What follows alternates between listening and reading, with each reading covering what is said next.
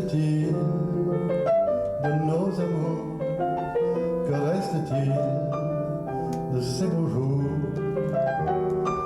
Une photo, vieille photo de ma jeunesse. Que reste-t-il des billets doux, des mois d'avril, des rendez-vous, un souvenir qui me poursuit sans cesse. À quoi vous pensez ce soir, Charles? Est-ce que vous pensez à cette route enchantée, ce siècle que vous avez traversé comme ça?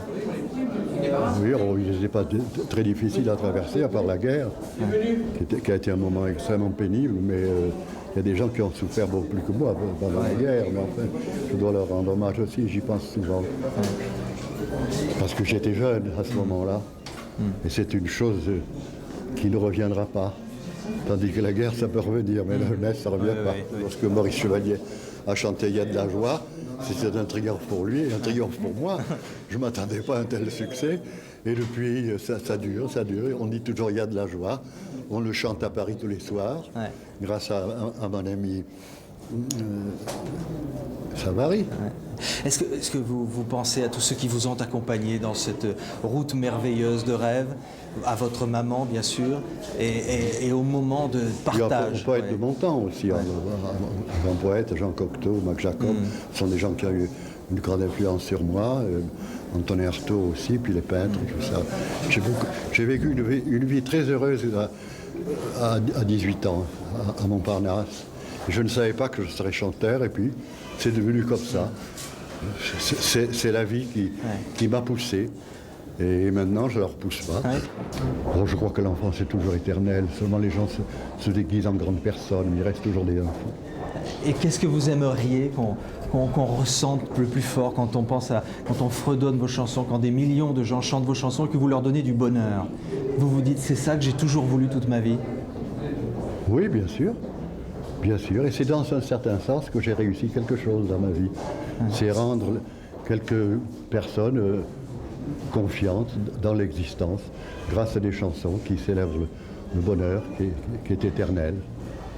Vous pensez qu'on peut toujours s'envoler de la réalité? Parce qu'on pense à vous toujours, on dit on va au-dessus des nuages avec vous. Oui. Grâce à mes chansons, on peut s'envoler sans se casser la gueule en retombant.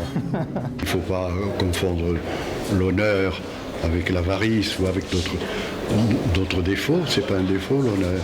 Les gens essayent de s'en cacher. On dirait que ça ne leur plaît pas d'être honoré. Mais je crois que tout le monde est honorable, finalement. Beaucoup d'autres aussi le méritent. Ils méritent tout ce que j'ai eu. J'en ferai l'échange, mais si je échangeais tout ce que j'ai eu dans ma vie, il y a des gens qui ne se contenteraient pas de mes malheurs. Tout ce qui est déjà fini est un peu attristant, mais c'est beau quand même.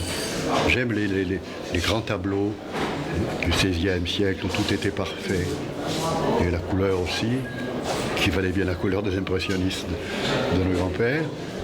Eh bien, c'est la perfection quand même. Et justement, une fois, j'en parlais avec Dali, et je dis, viens, on va aller voir une exposition, c'était à Montréal, une exposition de peintres qu'on appelait les pompiers à l'époque.